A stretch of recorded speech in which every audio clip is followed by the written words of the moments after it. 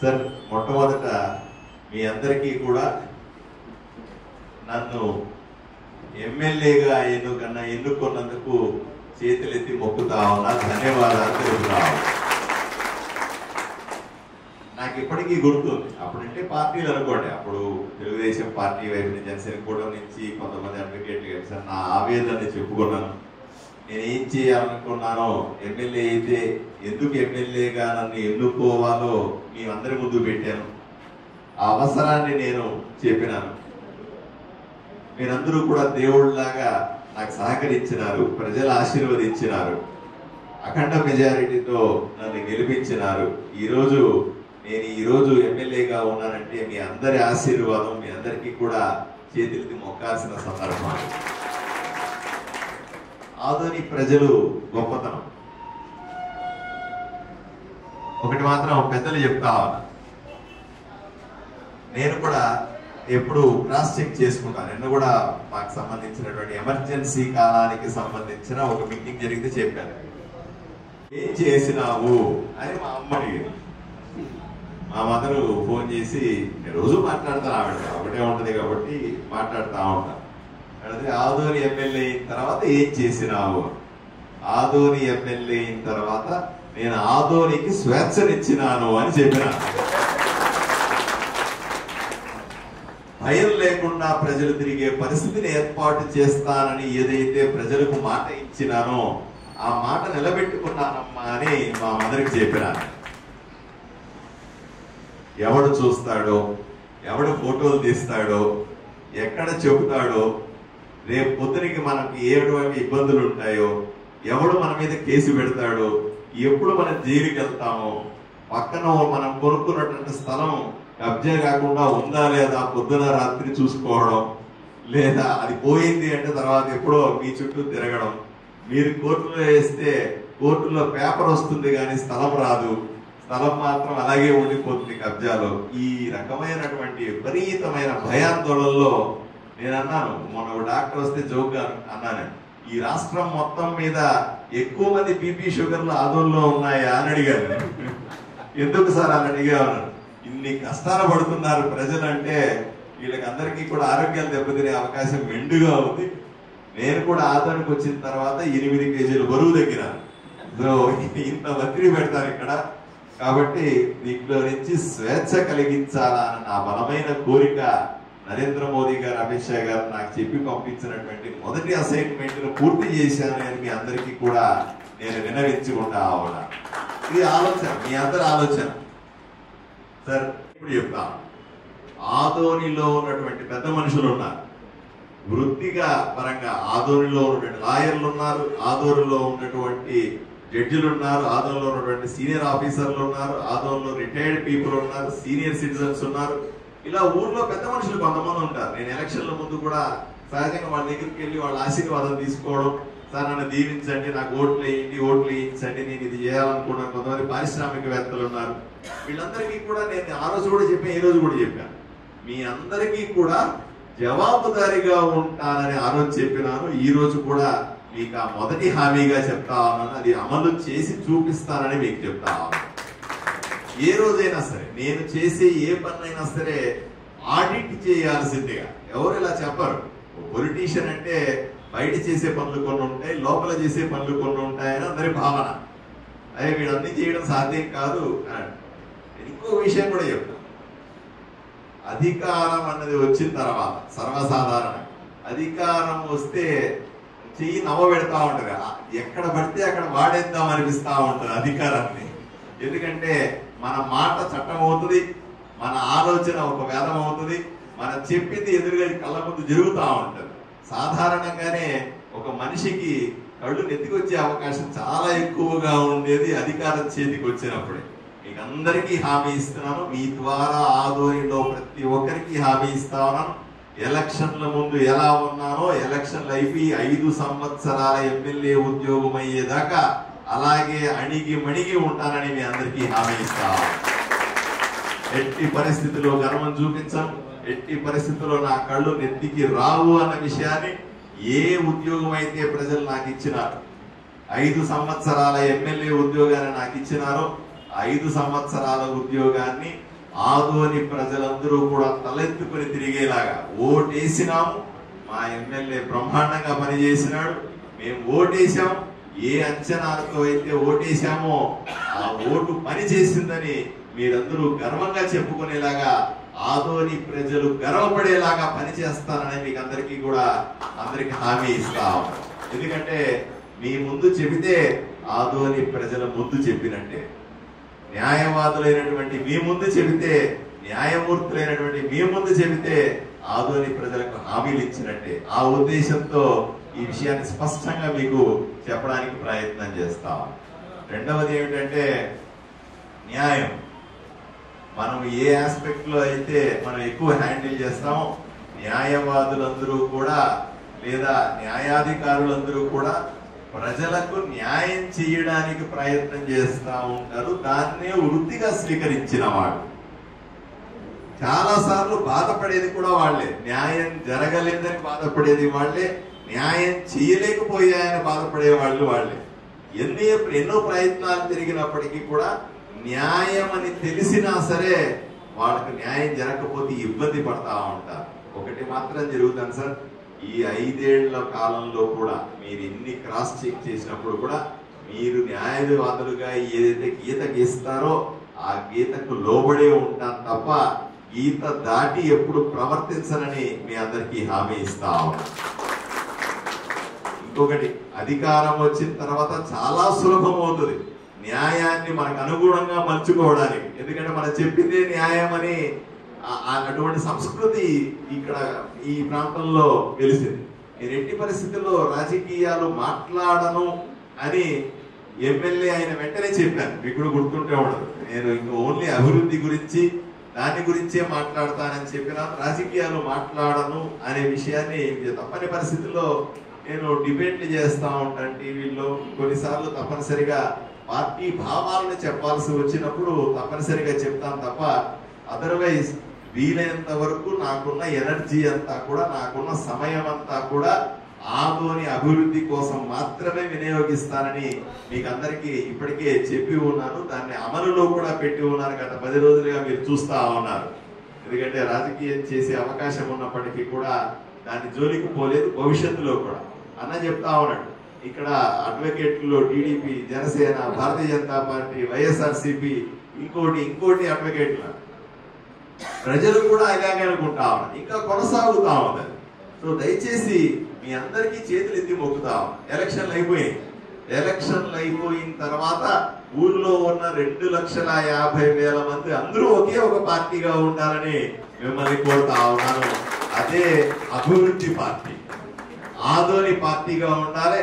ఆదోని సంక్షేమం, ఆదోని అభివృద్ధి, ఆదోని బాగుండాలనే ఒకే ఒక పార్టీలో మనమంతా ఉండాలన్న విషయాన్ని మీకు అందరికీ విజ్ఞప్తి చేస్తా ఉన్నా. ఇంకొక పార్టీ మళ్ళీ ఎలక్షన్లు వస్తాయి సార్, 2 ఏళ్లలో మళ్ళీ ఎలక్షన్లు వస్తాయి. అప్పుడు మళ్ళీ ఎలక్షన్లో మన రాజకీయాలు మాట్లాడుకుందాం. అప్పుడు మనము 4 వర్గాలు కావాలంటే 10 వర్గాలుగా అయిపోయి మళ్ళీ నేను మైక్ తీసుకుని చేతుల్లో చెప్తాను. అప్పుడు చూపురు కానీ ఎలా ఉంటుంది. అప్పటిదాకా మీతో ఎవరితో కూడా రాజకీయాలు మాట్లాడనని, రాజకీయం చెయ్యనని, రాజకీయాలు మాట్లాడటమే కాదు రాజకీయం చేయనని మీ అందరికీ కూడా నేను హామీ ఇస్తా ఉన్నాను. మీరందరూ కూడా ధైర్యంగా ఉండండి. ఎవ్వరూ కూడా 2,50,000 మంది ప్రజల్లో, అలాగే ఇక్కడ కూర్చున్నా ఇక్కడికి రానటువంటి అడ్వకేట్లు, అన్ని పార్టీల వాళ్ళు, అన్ని వర్గాల వాళ్ళు ఎవరైనా సరే నా కుటుంబ సభ్యులే అని చెప్పినాను. గెలిచిన వెంటనే మొదటి స్పీచ్ వెరిఫై చేసుకోండి. కావాలంటే 2,50,000 మంది నాకు ఓట్లు వేసి ఉంటారు. వేయలేదు, కేవలం 90,000 మంది మాత్రం నాకు ఓట్లు వేశారు. 90,000 మందితో నాకు ఓటు వేయని వాళ్ళు కూడా, నన్ను వ్యతిరేకించిన వాళ్ళు కూడా, నేను వద్దనుకున్న వాళ్ళు కూడా నా కుటుంబ సభ్యులుగా భావిస్తానని అందరికీ మాట ఇచ్చినాను. ఆ మాటకు కట్టుబడి ఆదోని అభివృద్ధికి ఎవరైనా సరే నన్ను ఈజీగా అప్రోచ్ అవ్వచ్చు. నేను అందుకనే చెప్పాను, ఇల్లు తీసుకొని ఇక్కడ కల్చర్ ఏమిటంటే ఆ ఎమ్మెల్యే ఇంటికి పోదాం. ఈ కల్చర్ అంటే కల్చర్ ప్రాబ్లమ్స్ అన్ని చోట్ల అట్లా ఉండవు. ఓ ప్రాంతంలో ఒక రకమైన కల్చర్, సంస్కృతి ఉంటుంది. ఇక్కడ సంస్కృతి ఎమ్మెల్యే గేటు దగ్గర పోయి జైలు కట్టుకెళ్ళబడ్డామని అప్పుడు మాట్లాడుకున్నాను. అందువల్ల ఆ కల్చర్ ఉండకూడదు అని నేను కావాలనే నా ఉన్న రూమ్లో అట్లా కలవచ్చు. ప్రజలకు అందుబాటులో, ప్రజల ప్లేస్ లో ఉండగలుగుతాను. అదే నా ఇంట్లో ఉంటే అదొక రకమైన వాతావరణం, అదొక రకమైన వర్గం, అదొక రకమైనటువంటి తారతమ్యం. ఇంటికి ఒకటి రావచ్చు, ఒకటి రాకూడదు, ఒకటి బయట ఉండాలి, ఒకటి గేట్ దగ్గర ఉండాలి, ఒకటి బెడ్రూమ్ లో ఉన్నాడు, ఇన్ని కథలు ఉన్నాయి దాన్ని. ఆర్ఎండ్బి గెస్ట్ హౌస్ సువిశాల వాతావరణంలో బ్రహ్మాండంగా పబ్లిక్ ప్లేస్ లో పబ్లిక్ రిప్రజెంటేటివ్ గా కలవడం, ప్రజలకు అందుబాటులో నిరంతరం అక్కడే ఉండడం, వాళ్ళ సమస్యలని పొద్దున 9 గంటలకు వస్తా ఉన్నాను, రాత్రి 10 గంటల దాకా అక్కడే ఉంటా ఉన్నాను. నన్ను కలవడానికి అపాయింట్మెంట్ అక్కర్లేదు, నన్ను కలవడానికి సెక్రటరీలు అక్కర్లేదు, నన్ను కలవడానికి పెద్ద రికమెండేషన్లు అక్కర్లేదు. ఏ చిన్న పెద్దవాడైనా సరే, నిరుపేదైనా సరే, అర్ధరాత్రి వరకు కూడా ఎవడన్నా అక్కడికి వచ్చి నన్ను కలిసి ఏర్పాట్లు చేయడం అనేది రెండవ మార్పుగా మేము ముందు పెడతా ఉన్నాను. ఇది కొనసాగిస్తానని కూడా మీకు చెప్తా ఉన్నాను. ఇక అన్నిటికంటే విషయం వస్తే నేను మీ దగ్గర నుంచి కోరుకునేది, ఇప్పుడు నమ్మారా పోయి, ఇప్పుడంతా ఒకటే అని ఇంకా కన్విన్స్ కాలేదా? మీరు కన్విన్స్ అవ్వాలి, మనమంతా ఒకటి అలా కన్విన్స్ అవ్వాలి. ఇప్పటికైనా నమ్ముతారా అన్న? మీరు కూడా నమ్మాలి. నేను ఆదోని వాసి అని నమ్మాలి, నేను లోకలే నమ్మాలి. మీరు అమ్మని గట్టిగా చెప్తారేమో మైకులో అని అన్న. నేను మీ అందరి ముందు ఆదోని సిటిజన్షిప్ అప్లై చేసే ఇప్పుడు. కాబట్టి నేను ఆదోని వాసి అని నమ్మండి, ఆదోని మొదటి పౌరుడుగా అని నమ్మండి. ఇప్పుడు ఈరోజు నేను ఆదోని మొదటి పౌరుడు కదా. రాజకీయాల్లో ఈ ఊరోడే కాదన్నీ ప్రజలు నన్ను పట్టం కట్టి, నువ్వు వేరే ఊరోడు కాదయ్యా, మా ఊరిలో నువ్వు మొదటి పౌరుడివి అని నాకు పట్టం కట్టారు కదా. ఇంతకంటే గొప్ప విషయం, ఇంతకంటే గొప్ప ఆలోచన ప్రజాస్వామ్యంలో ఏం ఊహించగలం? ఒకసారి ఆలోచన చేయండి. ప్రజాస్వామ్యం ఎంత గొప్పది తింటారు అందరూ. ప్రజాస్వామ్యం తక్కువ అంటారు. ఈ డెమోక్రసీలో ఇటు వండర్స్ జరుగుతున్నాయని చూసారా అని అడుగుతా ఉన్నా. నిజంగా నేను ఈ ఊరోని కాదు. కర్నూలు మా తల్లిదండ్రులు ఎక్కడో ఉన్నారు, ఫాదర్ టీచర్, అక్కడ వ్యాపారాన్ని కార్పొరేట్ హాస్పిటల్లో చేశాను, ఇక్కడ రాజకీయ పరంగా కర్నూలులో ఎంపీగా పోటీ చేశాను. కాదు, అది నిజం. నేను చాలాసార్లు ఎక్స్ప్లెనేషన్ కూడా ఇచ్చినాను. ఈ జిల్లా వాడిని కానీ ఆధ్వర్యంలో ఇప్పుడు నివసించలేదు అని చెప్పిన. అట్లాంటిది ప్రజల ముందు వచ్చి చేతులు కట్టుకొని నేను అపీల్ చేస్తే ప్రజలు ఆశీర్వదించి వీడి ఈ ఊరికి పనికి వస్తాడు అని చెప్పి ఈ ఊరికి ప్రథమ పౌరుని చేసిన గొప్పతనం ఆదోని ప్రజలది కాదా అని అడుగుతా ఉన్నాను. ఈ రోజు ఆదోని వాసిగా ఉన్నానని గర్వంగా చెప్పుకుంటాను. చచ్చేదాకా ఆదోనిలోనే ఆధార్ కార్డు తీసుకొని ఉంటానని మీకు అందరికీ ప్రమాణం చేస్తా. ఇక అన్నిటికంటే సమస్య మనందరం ఒకటే అనుకున్నప్పుడు మనకున్నటువంటి పెద్ద ఛాలెంజ్ ఏమిటి? 2,50,000 మందికి న్యాయాన్ని అందుబాటులో ఉంచాలి. అంతే కదా సార్? అది మొట్టమొదటిది. మనం అందించిన న్యాయము చెల్లుబాటు కావాలా, అది రెండవది. న్యాయం 4 పాదాల నడవాల, అన్నిటికంటే ముఖ్యమైనది. దీనికి మనం అందరూ కలిసికట్టుగా పనిచేయాలి. ఇంతకుముందు ఏమయ్యేది? నిజంగానే మీరు చాలా మంచివాడు, ఎన్ని పార్టీల్లో ఉన్నారు, నేను కాదనలే. ఇన్ని పార్టీల్లో ఉండి కూడా న్యాయాన్ని 4 పాదాలు నడిపించాలంటే కష్టం మీకు. అది ఛాలెంజింగ్ యాక్టివిటీ. ఎందుకంటే ప్రథమ పౌరుడు ఏమి చెబితే తర్వాత అందరూ దాన్ని ఫాలో అవ్వాల్సిందే. తప్పని పరిస్థితులు ఏర్పడతాయి, కంపల్షన్స్ ఉంటాయి. సో ఎవరైతే లీడర్ని ఎన్నుకుంటామో ఆ లీడర్ ఆలోచన విధానాన్ని బట్టే ఆ ఊర్లో వ్యవహారాలన్నీ నడుస్తాయి సాధారణంగా. సో మీరు ఒకసారి మంచి ఆలోచనలు ఉన్నప్పటికీ కూడా మనసు చంపుకొని ఒక్కొక్కసారి న్యాయం అందించాల్సిన పరిస్థితుల్లో కూడా అందించలేక ఇబ్బంది పడిన సందర్భాలు చాలా ఉంటాయి. దాంట్లో ఏం అనుమానం లేదు.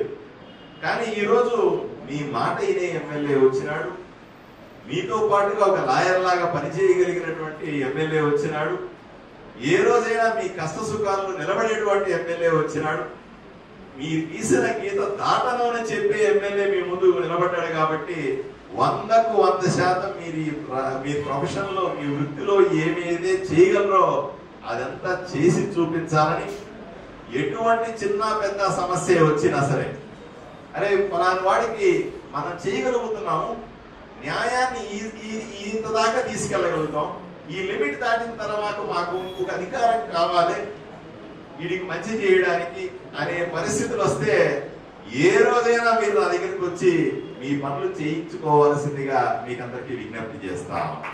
నా అధికారాన్ని మీరందరూ నాకు ఇచ్చిన అధికారం, నాకు వచ్చిన అధికారం కాదు. నేను పుట్టుకతో ఎమ్మెల్యేనా సార్? కాదు కదా సార్. మీరందరూ ఇచ్చినటువంటి అధికారాన్ని, ఆదోని ప్రజలు ఇచ్చిన అధికారాన్ని ఆదోని ప్రజల మంచి కోసమే వాడుతాను తప్ప ఆదోని ప్రజలు ఇచ్చిన అధికారాన్ని దుర్వినియోగం చేయనని మీ అందరికీ మాటిస్తూ, నా అధికారం మీకు ఎక్కడన్నా ఉపయోగపడగలిగితే అది వృత్తిలో కానీ, ఎవరికైనా న్యాయం చేయడంలో కానీ, లేదా ఎవరినైనా దండించడంలో కానీ, ఎక్కడైనా సరే నా అధికారం ఉపయోగపడితే దర్జాగా మీరు నా అధికారాన్ని ఉపయోగించుకోవచ్చని మీకు అందరికీ కూడా నేను తెలియజేస్తా ఉన్నా. ఆ రకంగా మీకు ఉపయోగపడతానని 100కు 100% చేస్తాను. అన్నిటికంటే ముఖ్యమైనది ఈ ఊర్లో మీరందరూ అంగీకరిస్తారు. ఎందుకంటే మానవ హక్కులు చాలా విలువైనవి. మన ప్రపంచంలో పెద్ద పెద్ద మాటలు మాట్లాడతాం, హ్యూమన్ రైట్స్ అంటాం. మనం చదువుకున్నది అక్కడి నుంచే చదవడం మొదలు పెడతాం. కాన్స్టిట్యూషన్ లో మొదటి వాక్యం నుంచి హ్యూమన్ రైట్స్ అనే పదాన్ని వాడతాం. దాన్ని ఇంప్లిమెంట్ చేయాల్సి వస్తే ఇంప్లిమెంట్ అవడంలో చాలా ఇబ్బంది కనబడతాం. అలవాటు లేదు మనకి, హ్యూమన్ రైట్స్ గురించి ఎవడన్నా మాట్లాడే అలవాటు లేదు. హ్యూమన్ రైట్స్ గురించి మనం ఆచరణలో పెట్టే అలవాటు లేదు. కేవలం అధికారము, వినియోగదారుడు అంతే. ఎవడుకు మనకు నచ్చితే వాడికి చట్టం మనకు చెప్తే అది. సో దయచేసి మనం అందరూ చేయాల్సింది ఈ ఊర్లో 2,50,000 మందికి తప్పనిసరిగా మానవ హక్కులు ఉన్నాయని అవేర్నెస్ క్రియేట్ చేయాలి. ఆడికి కూడా తెలియాలి, నాకు మన నిజంగా ఇన్ని హక్కులు ఉన్నాయని. నా దగ్గరకు వచ్చేవారు చాలా మంది చూస్తాను, ఏమిట్రా వీళ్ళు ఇంత అమాయకంగా ఉన్నారు, వీడికి ఉన్న రైట్స్ వీడికి తెలుసా అసలు అనిపిస్తుంది నాకు. అది నిజంగా ఆశ్చర్యం నాకు.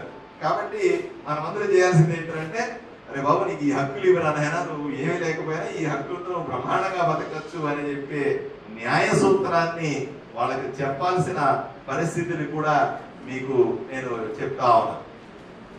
నాకు మీ దగ్గర నుంచి సాయం కూడా కావాలి. నాకు పార్టీలకు అతీతంగా మీ ప్రొఫెషన్ నుంచి, మీ అందరి దగ్గర నుంచి నాకు సాయం కూడా కావాలి. నేను అవినీతి పరుణ్ణి కాదు. వీలైనంత వరకు కూడా నేను, మా దేవుడు కాదు కదా, మనిషి కదా, ఒకసారి తప్పులు ఏమైనా జరగచ్చు, పొరపాట్లు జరగచ్చు, సర్వసాధారణం. కానీ తెలిసి తప్పు చెయ్యను. ఎవరి దగ్గర డబ్బులు తీసుకోను, లంచం తీసుకోను, మామూలు తీసుకోను, రౌడీజం చేయను, గూండాయిజం చేయను అని అప్పటికే మీకు మాట ఇచ్చేసి ఉన్నాను. ఇంత కరెక్ట్ గా ఉండాలన్నా కూడా చాలా కష్టం. మీరు ఆలోచన చేయండి, పెద్దలు మీకు తెలియదు, ఇంత రాజకీయం చేసిన వాళ్ళు నేను ఇంత నిక్కచ్చిగా ఉంటే నన్ను లేపేస్తారు. కానీ నేను సిద్ధంగా ఉన్నా. జనాలు లేపేసినా నేనేమి పెద్ద భయపడేవాడిని కాదు. నన్ను నేను కాపాడుకోగలను, ప్రజలు నన్ను కాపాడుతారని నమ్మకం. నాకు పెద్ద సమస్య ఏంటంటే, నేను అనుకున్నది మీరు అనుకున్నది అమలు చేయాలంటే కూడా చట్టమే అడ్డొస్తుంది మళ్ళీ నాకు. అవునా కదా సార్? మీరు ఒక ఆర్డర్ తెస్తారు సార్, ఆర్డర్ కరెక్టా కాదా, నేను నిజమైతే మంచి ఆర్డర్ అనుకోండి ఇంప్లిమెంట్ చేయాలంటే దానికి ఇంకో ఆర్డర్ అసోసియేట్ అయ్యి ఉంటుంది, లేదా దానికి ఒక కేసు ఉంటుంది, ఇంకోటి ఉంటుంది. చట్టాన్ని అమలు చేయడానికి చాలా సార్లు చట్టమే అడ్డొస్తుంది. న్యాయాన్ని అందించాల్సి వచ్చినప్పుడు కూడా చట్టమే చాలాసార్లు అడ్డం వస్తుంది. అటువంటి సందర్భంలో మీరందరూ కూడా మీ తెలివితేటలు, మీకున్నటువంటి స్కిల్ ఉపయోగించి న్యాయం అందించే విషయంలో నాకు సాయం చేయాల్సిందిగా, నన్ను మార్గదర్శకం చేయాల్సిందిగా మనందరినీ చేతులు ఎత్తి వేడుకుంటాము. మీరు మమ్మల్ని అడిగితే మేము సలహాలు ఇస్తామండి. ఇక 24 గంటలు నాకు అదే పని ఉంటున్నాయి. నేను నిన్నే ఎవరో మా శ్రీరాములు గారు పక్షంలో కనబడి చెప్పాను, సార్ నాకు కొంతమంది పిల్లకాయలు ఇవ్వండి సార్, 24/7 కావాలి నాకు అడ్వకేట్లు. ఇప్పుడు నా పరిస్థితి అలా ఉంది. ఎందుకంటే నాకు మీరు సరే ఎవరన్నా సరదాగా మీరు పోస్టింగ్స్ వేసుకొని రోజుకు ఒకరు నా దగ్గర వచ్చి నిలబడండి ఆర్ఎండ్బి గెస్ట్ హౌస్ లో. అక్కడికి వచ్చే పిటిషన్లు డెఫినెట్ గా కోర్టుకు కూడా రావు, అన్ని పిటిషన్లు వస్తా ఉన్నాయి. రాజకీయ నాయకుడికి పిటిషన్లు ఇచ్చే అలవాటు ఉంది ఇక్కడ. ఇదేంటి కొత్త కల్చర్ నాకు కూడా తెలియదు, నేను కొత్త. నేను అడుగుతాను లాయర్ని కలిసినామంటే, అవన్నీ నడవడం సార్ మీరు చేసేయండి ఇది అంటున్నాడు.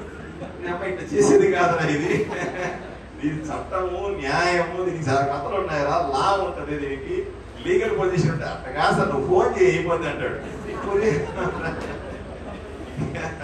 అంటే ఇవన్నీ నాకు కొత్త, ఈ రకమైన కాన్సెప్ట్ నాకు కొత్త అయినప్పటికీ కూడా నేను చెప్తా ఉన్నా, నేను అప్పటికేం చేస్తాను వీళ్ళందరినీ, మీరు అవన్నీ చేయొద్దు, నేను ఇట్లా ప్రైవేట్ పంచాయతీలు చేసే టైప్ కాదు, మీరేం చేస్తారంటే సోమవారం ఇంతకుముందు స్పందన అని ఉండేది, ఇప్పుడు ఈనాడు పేరు మార్చారు. అంటే అర్జీలు తీసుకొని అక్కడే అందరూ ఆఫీసర్లు ఉంటారు, న్యాయం చేసే కార్యక్రమం. మీరు అక్కడికి రండి, నేను కూడా అక్కడే కూర్చుంటాను. కావాలంటే అక్కడ అర్జీ ఇస్తే అది న్యాయమా కాదా, కరెక్టా కాదా అనేది అక్కడ ఉన్న ఆఫీసర్లు కొంతమంది లాయర్లు పిలుస్తారు, వాళ్ళని తెలుస్తారు. ఇది ప్రైవేట్ పంచాయతీలు చేయడం మొదలు పెడితే అప్పటికి ఇప్పటికి తేడా ఏముందిరా, నేను అట్లా చెయ్యను ప్రభావం అని చెప్తున్నాను. కాబట్టి ఏదైనా అరాకొరా మీరు కాంప్రమైజ్ చేయాల్సి వచ్చే సమస్యలని మీ ముందు పెట్టి మీ దగ్గర ఒపీనియన్ తీసుకోవడానికి, లీగల్ ఒపీనియన్స్ తీసుకోవడానికి, ఇది కరెక్ట్ కాదు అని తెలియజేయడానికి మీరు అందరూ అందుబాటులో ఉంటే నాకు అంతకుమించి సంతోషం లేదు. ఎందుకంటే మళ్ళీ మీరు ఏమన్నా అంటారేమంటే మాకెంత ఫీజులు ఇస్తారని అడుగుతారేమో. నేనే లంచం తీసుకునేవాడిని కాదు, నేనే డబ్బులు ఉండేవాడిని కాదు. మొత్తం డబ్బులన్నీ కూడా శుభ్రంగా ఎలక్షన్ లో నాకు ఇచ్చారు, ఏమి లేదు మన దగ్గర. కాబట్టి కాంట్రాక్టర్ కు వాళ్ళకు మధ్య ఉన్నటువంటి విషయాల్ని నేను అర్థం చేసుకున్నాను. నాకున్న అదృష్టం ఏమిటంటే నరేంద్ర మోదీ గారు నాకు ఇచ్చినటువంటి అవకాశము, నా వృత్తిపరంగా నాకు వచ్చిన అవకాశం ఏంటంటే నేను చాలా చిన్న స్థాయి నుంచి నా జీవితాన్ని మొదలుపెట్టి ఆ భారత రెంటల్ అనే కంపెనీని 12-13 ఏళ్ళలో బ్రహ్మాండంగా పెరగడం, తర్వాత నరేంద్ర మోదీ గారి చేతిలో పడడం, భారతీయ జనతా పార్టీ కార్యకర్తగా రకరకాల రాష్ట్రాల్లో పనిచేయడం, డిఫెన్స్ లో పనిచేయడం, ఇవన్నిటి వల్ల నాకు కొంత మీరు ఒక మాట చెప్తే నాకు 5 మాటలు అర్థమవుతాయి. అది నాకు ఉన్నటువంటి కొంత అనుభవం, కొంత నాలెడ్జ్, గ్రాస్పింగ్ పవర్ కొంత బెటర్ ఉంటుంది, మీద కంపేర్ చేస్తే బెటర్ ఉంటుంది. R&B డీగా చెప్పగా నాకు అర్థమైంది. ఎందుకంటే సిమిలర్ ఇన్సిడెంట్లు చాలా చూసి ఉంటాను. ఆయన కాంట్రాక్టర్ బిల్డింగ్ కట్టడం మొదలు పెట్టాడు, అనుమతులన్నీ వచ్చేసరికి 3 ఏళ్ళు గడిచింది, మొదటి 5 అయ్యే లోపల 5 ఏళ్ళు అయింది. ఈ రోజు అప్పుడు సిమెంట్ ధర వేరే, ఇప్పుడు సిమెంట్ ధర వేరే, అప్పుడు స్టీల్ ధర వేరే, ఇప్పుడు స్టీల్ ధర వేరే, అప్పుడు ఎలక్ట్రికల్ వర్క్ ధర వేరే, ఇప్పుడు ధర వేరే. ఈయనేమంటాడు, నాకు ఎస్కలేటెడ్ రేట్లు కావాలంటాడు, వాళ్ళు ఒప్పుకోరు, మేము పాత రేట్లే ఇస్తామంటారు, అది కూడా డబ్బులు టయానికి ఇవ్వరు, ఇతనికి వర్కౌట్ కాదు, ఆ బిల్డింగ్ ఎప్పుడు పూర్తి కావాలా? ఇట్లాంటి సందర్భాలు నేను చాలా చూశాను. ఇప్పుడు డిఫెన్స్ లో ఉన్నప్పుడు కూడా ఉదాహరణకు మిసైల్ తయారు చేయాలనుకోండి సార్, ఆ మిసైల్ కాంట్రాక్ట్ ఒకటి ఇస్తాం, DRDO టెస్ట్ చేస్తుంది. యాక్చువల్గా మిసైల్ ఎనీ డిఫెన్స్ ప్రోడక్ట్ తయారు మేము 346 ప్రోడక్ట్స్ చేసి మన డిఫెన్స్కి ఇస్తాం. దాంట్లో మిసైల్ తయారు చేయాలనుకోండి, ఆ తయారు చేయాలంటే ఇప్పుడు కాంట్రాక్ట్ ఇస్తే 2024లో కాంట్రాక్ట్ ఇస్తే ఏ 30లో 29-30 కానీ మిసైల్ తయారు కాదు. సో అంటే వాటి DRDO రీసెర్చ్ చేయాలి, నంబర్ ఆఫ్ టెస్టింగ్లు చేయాలి, మ్యానుఫ్యాక్చరింగ్ ఇంకోరికి అప్పచెప్పాలి. డిఫెన్స్ లో కూడా కాంట్రాక్టర్లు ఇదే పని చేస్తా ఉంటారు, కూర్చోబెట్టుకోవాలి, ఏది న్యాయమో చెప్పాలి, ఇవన్నీ పంచాయతీ ఉంటుంది. అదే చెప్తాను ఆయన, అయ్యా మీరు ఎక్స్పెక్ట్ చేయకుండా ఇటువంటి సందర్భంలో అతను చేయాలి, కాంట్రాక్టర్ చేయాల్సింది ఒకటే, వెంటనే పని పూర్తి చేయాలి, ఆర్బిట్రేషన్ పోవాలి. ఆర్బిట్రేషన్ పోయి కూర్చొని నాకు ఇది అయింది చెప్తే 10 రూపాయలు రావాల్సింది కనీసం 5 రూపాయలనే ఇచ్చి మీలాంటి వాళ్ళు న్యాయం చెప్తారు, అయిపోతుంది, ఆవిడ దిగిపోతుంది. లేకపోతే ఈ బిల్డింగ్ ఎప్పటికీ పూర్తి కాదు. చెప్తున్నాను, ఆ కాంట్రాక్టర్ పిలిచి నేను వ్యక్తిగతంగా మాట్లాడతాను, అయ్యా ఈ సంవత్సరం లోపల పూర్తి చేయవ్వా అని గట్టిగా మాట్లాడతాను. అవసరమైతే R&B మినిస్టర్ కూడా జనార్దన్ గారు పక్క జిల్లాలో ఉన్నాడు, నంద్యాలలో ఉన్నాడు, ఆయనతో కూడా మాట్లాడతాను. ఆ మినిస్టర్ గారితో అయ్యా ఇట్లాంటి పరిస్థితి ఉంది అని వీళ్ళ దగ్గర ఫైల్ తీసుకెళ్ళి ఆయన చూపిస్తాను. ఏదైనా ఎస్కలేషన్ లో చిన్న కరెక్షన్స్ ఉండి కొంత అదనంగా డబ్బులు రావాల్సి వస్తే లాజికల్ మనీ ఏదన్నా ఉంటే అలాట్ చేయించడానికి నేను ట్రై చేస్తాను. దయచేసి మీరు ఆ ఫైల్ని నాకు ఎప్పటికప్పుడు అప్డేట్ చేయాల్సింది, ఎందుకంటే నేను మర్చిపోతా ఉంటాను. కాబట్టి మీరు కొద్ది బాధ్యత తీసుకొని ఎప్పటికప్పుడు ఆ ఫైల్ని అప్డేట్ చేస్తే బాగుంటుంది. ఇక రెండవది లాయర్ కాలనీ, అడ్వకేట్ కాలనీ అన్నారా, లాయర్ కాలనీ. కానీ ఏ కష్టం వచ్చినా సరే, ఏ నిమిషమైనా సరే మీరు మా ఇంటికి వచ్చి నన్ను మీ ఇంట్లో కుటుంబ సభ్యుడిగా ట్రీట్ చేసి నా దగ్గర ఏమైనా చేయించుకోవచ్చని మీ అందరికీ మనవి చేస్తా ఉన్నాను. దయచేసి నన్ను మీ ఇంట్లో కుటుంబ సభ్యుడిగా, ఆదోని వాసిగా, ఆదోనిలో మీ అందరికీ ఒక సేవకుడిగా మీకు 5 ఏళ్ల పాటు సేవలు అందిస్తానని తెలియజేస్తూ ఈ అవకాశం కల్పించిన మీ అందరికీ కూడా ప్రత్యేకంగా ధన్యవాదాలు తెలుపుతూ సెలవు తీసుకుంటాను.